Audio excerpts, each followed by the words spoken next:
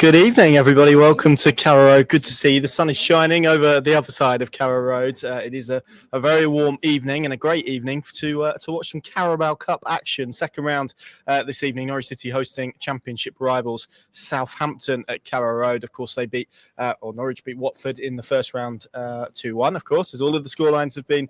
Southampton got past League One side Northampton as well. Expecting probably a little bit of rotation from both teams. We will, of course, bring you that team news when it drops in the next minute or so. It's going to be interesting to see, I guess, the balance and just how much Liam Manning tilts towards changing that side that played on Saturday. Clearly, another consideration is the international weekend on the other side of that Blackburn game as well, and I'm sure that will come into the thinking with certain players set to jet off here, there, and everywhere over the next few weeks or so. Paddy, in fact, I'll save you because I think it has now turned to 6:30, and here is the team news. And my eyes are immediately drawn to the fact that Matej Jurasek starts for Norwich City tonight at Carrow Road. It is Grimshaw in goal, Fisher, McConville, Darling, Krizene and Schlupp as the back five, Topic and Liam Gibbs as the midfield two, with Schwartau and Jurasek behind Matthias Kriskoren. So just to run through that again, Grimshaw in goal, McConville, Darling and Krizene as the back three. Fisher and Schlupp are the wing backs, Topic and Gibbs the midfield two, with Schwartau and Jurasek behind Matthias Kriskoren. The subs bench is Molden, Medic, Cordoba, McLean, Diallo, Slimani, Sinat, Mundlesmith and Jovan Makama. Paddy, Matej Jurasek starts for Norwich City. Yes, I've put him in my predicted 11 after we left Colney yesterday, and I thought, and on drive home, I took myself out of that because I just thought, given his backstory, would he actually trust him from the start, particularly because I thought he would go Schwartau, and that's if it is the system, and we don't need to think we've had enough of formations and systems, but if it is the two in behind Fiskard, and then it's quite experimental. I know Schwartau's a runner, but Jurasek, I don't think that's natural for him to track back so much, but I guess you've got Topic and Gibbs there, and Schlupp and Fisher are probably more naturally defensively minded in terms of their wing-back pair, so that balance is probably there. It affords him the opportunity to have a look at Jurasek. And I'll go back to pre-match Saturday when we were recording the team news before Middlesbrough, and we were talking about Jurasek and getting himself into the squad, and the next step is getting himself on the pitch, and he gets an opportunity tonight. First start for Manning, certainly. Only his second start, I think, since he came in February. So the opportunity is there against a very good, I've not seen their team, but as Liam said yesterday, it doesn't matter who they change in or out. It's going to be a reasonably high-grade championship-level squad. So that's a good test. Let's see what he's all about. And for me, great to see Quistgarden start. I think that's long overdue, particularly and we alluded to it with Liam yesterday, let's be honest, Cernach, knock on, there's Cernach Forson, that hasn't really fired. So I think it is long overdue that we get Quistgarden in and see if we can start to knit something a bit more cohesive in the final third, where for me it feels like they've been lacking, and Liam acknowledged that yesterday, said they were well aware that's a work in progress and they need to build those relationships and that understanding, and he explained the reasons why it's a little bit fitful for me at the top end of the pitch, but that's fine. But tonight hopefully is an opportunity, and we walk away from here this evening saying, well, Quistgarden's got to start now at Blackburn, or maybe even Jurasek if he has a Jolis style League Cup impact going back a few years. And for Fisher, given that Stacey's not going to be involved, I think that's big as well. And Gibbs, word on Liam Gibbs, he's not had real much opportunity to impress. And I thought the subtext of what Liam said yesterday to us was, look, there's now players who probably are long overdue getting an opportunity. We'll give them that. Let's see what they're all about. So 9 changes, I think, in total from the weekend. So he's clearly tilted more towards the mixing rather than the matching. But even within that, Krizeni, it's a big opportunity for him because I don't think Cordoba has really felt comfortable on the left-hand side of that 3. He has a good game tonight. Then, for me, he comes into contention for Blackburn, which of these 2 games for me is considerably the bigger one. So, I guess Jurasek is the headline, but Quistgarden's slightly just behind him in terms of things that you hope to see tonight. Yeah, just a footnote as well, as you can see scrolling down the bottom of your screen now. Harry Darling takes the armband, obviously in Josh Sargent's absence, which we'll come on to in a moment. Kenny McLean, of course, on the bench. They're still managing his return. But yeah, lots to pick out from that starting 11 and the bench as well. Which exactly, I was going to come on to this because given the transfer subtext, Connor. Yeah, I was going to say, because I saw the comments about Josh Sargent, and I think to me it never really felt like he was going to be involved tonight, particularly given I haven't seen an American squad, but you would presume he will be either in it or close to it. So if there is that knowledge that he's going to travel to the US after Saturday's game, it makes no sense for him to be involved tonight, does it? No, I'm getting a new pair of shades if Jurassic scores tonight. I'll hold you to that.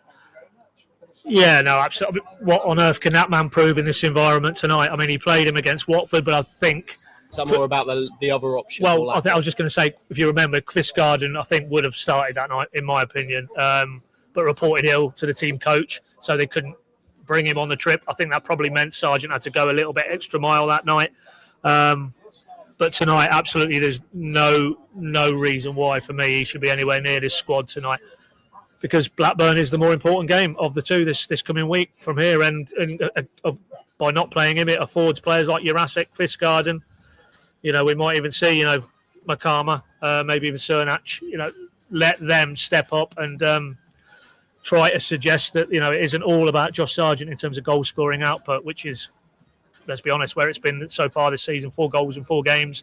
The only one who looks like he's got that real potent threat about him. And whether he's in the building or he's not in the building after September the 1st, and we all hope it's the former, you cannot be as over-reliant on them as on him as they have been in his first 4 games. Because at some point, with his record, he's probably going to be missing a few games through fitness-related issues. And if that is the case, somebody needs to step up. And at the moment, we don't know who that is. No, we don't. And you mentioned Southampton's team. They have named it also similarly a free at the back. There you go. So that, I would imagine, would be the context. And actually, if he's flying out to the US after Saturday's game, that would leave him out there for the transfer deadline. Just to point that out. So that's an interesting one. The Southampton team, then, in terms of the way they've rotated, and I say rotated, it's still a very strong team. Alex McCarthy in goal, back 3 of Edwards, Wood and Kwashi, their new centre-back from the Bundesliga, Raslev, who they got from Brentford, Downs and Charles, the midfield 2, with Ryan Manning, the left wing-back, and then they've got Fraser with Archer and Stewart up front. Their subs bench, Bazunu, Harwood, Bellis, Taylor, Tabarez, Seze, Matsuki, Robinson, Brereton Diaz, and Downs, who's a striker they bought as well from the Bundesliga. It's not bad for a rotated 11, that, is it? No, well, that's what Liam was saying yesterday, wasn't it? Is that the Archer who was at Middlesbrough that season, where there was him and there was... Yeah. Cameron Archer, yeah. Yeah, I'm trying to think. There was 2 others. There was the Villa lad, Ramsey, wasn't there? Yeah, and that was the infamous, was it 5-1 under Wagner that Friday night? 4-1, 5-1. And he was excellent that night. He was excellent that season, actually. So, yeah, no, it's not a bad roster, but 2, 3, 4, 5 months ago, they were a very poor Premier League club. Nevertheless, they were a Premier League club. So they've still got, that level of squad, that level of player, and they've been a bit patchy under Will Still, it has to be said. So, I think it's a win, a draw, and a loss latterly against Stoke at home on Saturday. So parallels with Norwich, really. A new head coach going in, maybe new ideas, new philosophy, trying to embed that into these players, and on the evidence of the early results, they're finding it a little bit difficult as well. So it's probably hard to get a gauge on what tonight is going to hold. But in terms of the quality of player, then that's a group, and that's a team tonight who certainly you would think would be at the right end of the championship come the end of the season. You've spoken about a couple of the attacking players in that Norwich City lineup, notably Mateus Guskoren and Matej Jurasek. But I mean, defensively, Rory McConville. I mean, we've been a lot of chatter about Jakub Medic's start, and look, clearly there's a player there adapting to Championship football, and we know the difficulty of that. But if you're Rory McConville, I mean, it's a hell of an opportunity. You've got to stake your claim now, having not been involved in the last couple of matchday squads or so. So I was punching a few of the comments through.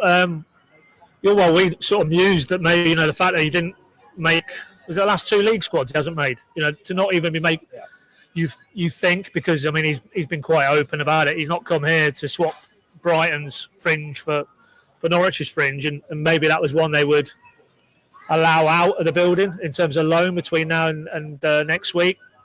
I think that would leave him a little bit light, because obviously the Duffy situation feels like that might be moving to a similar conclusion, be it loan, be it permanent. So maybe Liam Manning, including him tonight from the start, is a signal that he's still going to remain in the building. And if that is the case, these are the opportunities he needs to grasp, because it's pretty evident on the basis of the early championship lineups. It's Medic, it's Darling, it's Cordoba / maybe Creseni. So he's got a bit of a logjam. I think he's the interview in the matchday programme tonight. I was just reading it on the way up to the press box here, and he more or less acknowledged that he's got some very stiff competition to elbow aside, and the only way he's going to stand a chance of doing that is when he gets an opportunity, as Will still appears on the pitch. In a different world, could have been Norwich's manager in that Johannes cycle. But tonight for Rory McConville is big, as it is for quite a number of these players. Irrespective of cup progress, this for me is about individuals, particularly with a bit of a patchiness to have Norwich have started, particularly here at Carrow Road. Put your hand up, get yourself in the frame, and you never know. You do well tonight. You could get an opportunity at Ewood Park, and if you take that, then you're in the side. And I guess, what about Liam Gibbs in a similar vein? Obviously, Jacob Wright out now. This is the first of his 3-game suspension. He'll obviously miss the next 2. Kenny McLean's just coming back. It's a real chance now for Liam Gibbs to put his hand up, isn't it, as well, in that midfield debate? And I guess, obviously, it's interesting to see Anis Ben Slimani on the bench as well, who hasn't been involved really since the middle of, since that Olympiacos game in Holland. He hasn't been in any of the matchday squads. So probably shows where they're at from a central midfield perspective, that they're having to bring him back in from the cold to an extent. So, true, yeah. I mean, it was pretty clear, he wasn't going to risk Kenny McLean from the start tonight. Well ahead of schedule at the weekend, and then pressed into service because of the nature of what happened with Jacob Wright. Could you see him start at Blackburn? Possibly. But certainly not tonight, because, the fact that Slimani has to come back into the mix tells you they're a little bit thin in that central midfield. I mean, Topic, he's the strong man, but he's proven it, isn't he? Has he started every single game since came in the building? As well. Yeah, League or Cup, it matters little. So it's a new partner for him. Just on him, I actually thought Saturday was the first time. I thought there was a drop, but I don't think the drop was quite as big as we've seen from him. So maybe that's a little bit of evidence that he's beginning to get up to speed a little bit more. Obviously, a difficult pre-season for him, really, and he's really been thrown in the deep end, hasn't he? I guess it shows probably, as we say, his durability, but also maybe on a wider point, his importance already to this Norwich City midfield, because we talk about all the options they have. They don't really have another Miko Topic. No, and they always, it's the cliche, but the spine of that team, a successful team has that spine, and you could see the framework of a Sargent, of a Topic, Harry Darling, and then obviously Kovacevic. But Topic is that focal point in the middle of the park. Nunes looks like he's going to stay now, in terms of the fact he's injured, so that probably puts an end to a potential late window move. You never say never, but it doesn't feel like that's going to happen. But his fitness record tells you he's in and out. Likewise, McLean.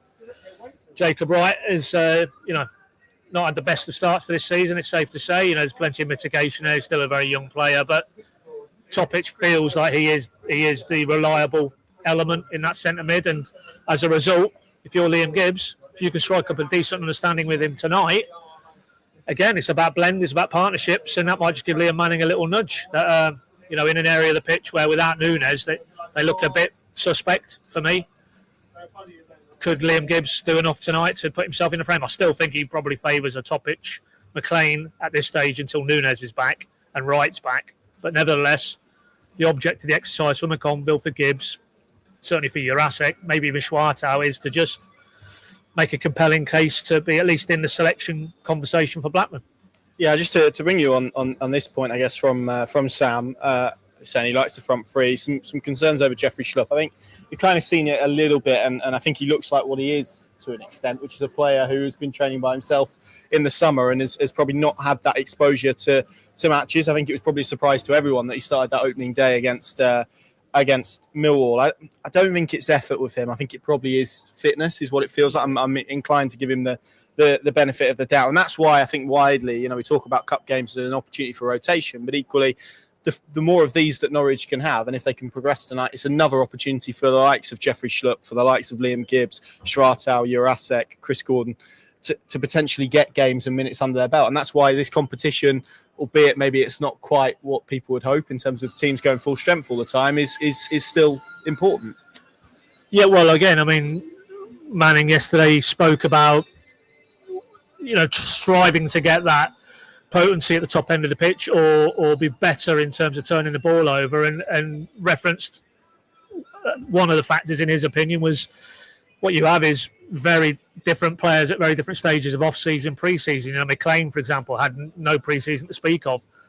You've just mapped out their Schlupp situation. There was one or two others. Jurasek, they kind of were managing him clearly. And so there is that unevenness maybe to the relative fitness levels, and not just fitness as in physical fitness, but match fitness, match sharpness. I'd go back with Schlupp. I'd go back to, when it was announced, we did a bit with one of the Celtic journos, and you can obviously debate the merits of Celtic and the level they're at vis-a-vis the Championship. I think it's pretty similar. I think Russell Martin's finding it a bit different. Yeah, so, and they were very keen for him to go back because he had such a good impact in half a season loan there, and then it was maybe the finances. Thank you.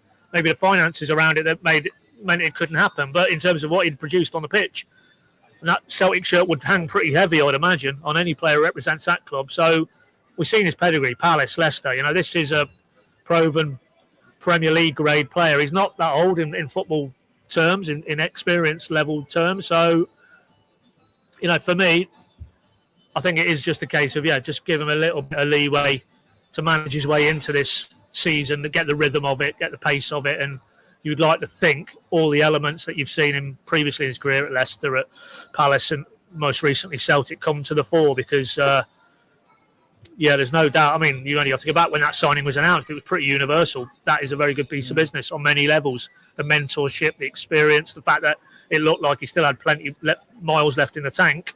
All of those things still hold true for me. It's just, I think what we're seeing at the moment, and he's not alone, but you're just seeing players at slightly different stages of where they need to be in terms of peak performance.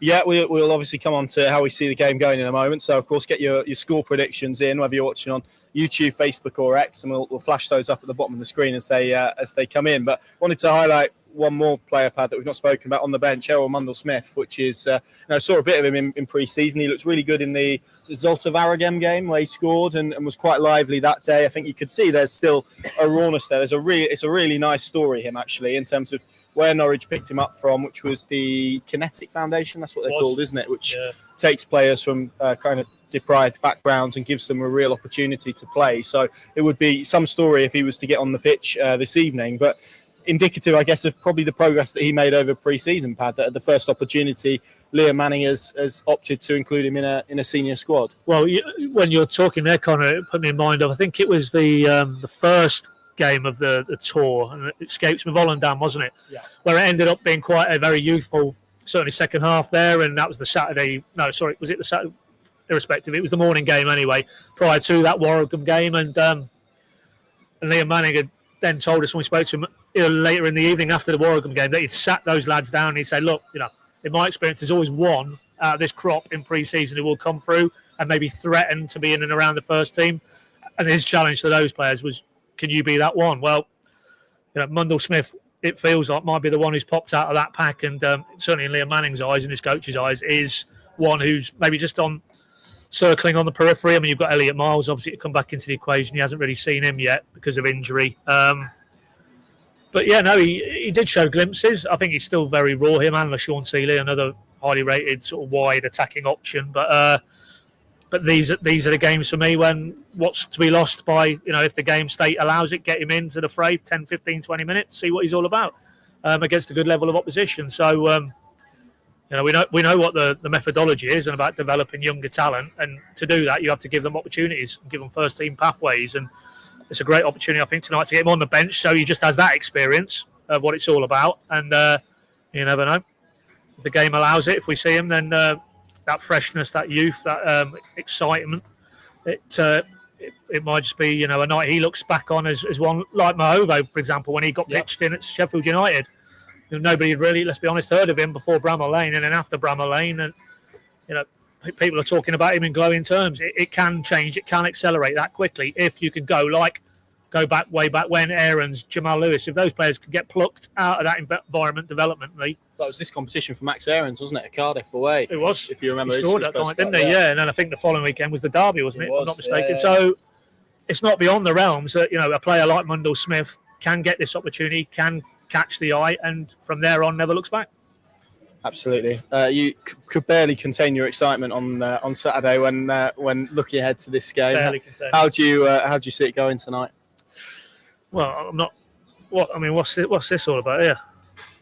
What one's that? 4-1 Southampton. No, not that one.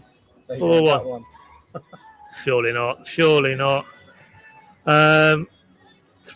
That's more like it. Yeah, well, that'd be quite entertaining. Yeah, 1-2. 3-3 earlier, so there's lots of people predicting goals. Well, just as I came past the City stand, somebody said it'd be 0-0 and Norwich would win on penalties. That wouldn't be my ideal night's entertainment, if I'm honest. But you'd take it as long as it was a home draw in the next round. But it's very hard. It's very hard because 9 changes. You don't really know how that's going to gel in terms of cohesive what it looks like from Norwich. There's some genuine excitement to see players like Jurasek and Kvistgaard for me. If they catch, then Norwich could get the result tonight. Absolutely. Southampton, as we've discussed, patchy themselves. I think it's a toss of a coin for me, really. So bring it down on the side of a Norwich narrow win. You? I'm struggling to look past Southampton, to be honest, with their talent and just the names in their squad, particularly from an attacking perspective. Cameron Archer, Ross Stewart, who scored a lot of goals at this level for Sunderland, albeit struggled with injury since moving to Southampton. Ryan Manning's a very good player at this level. Shay Charles was excellent. So I think it's going to be tight. I'll go with what has been happening and go with a 2-1 Southampton win. But would it surprise me if it went to penalties? Absolutely not. Just saying 2-1. You better the way around. Other way around. I could see it marginally each way, but I'm going to go for a Saints win and for Norwich's Carabao Cup. It's not even a run, really, is it? But their time in the Carabao Cup to come to an end, and that would what curmudgeon you are, Connor. I know. But you went for a win, so we balanced it off nicely. Bingham.com, of course, the place to go. We'll have all your coverage, analysis, reaction to the game, however it unfolds. Paddy will be speaking to Liam Manning. I'm sure he will ask him about Josh Sargent, definitely not about formations. It's a 3 at the back against a 3 at the back tonight, so let's see how it transpires. Thank you very much for watching, and we'll catch you again very soon.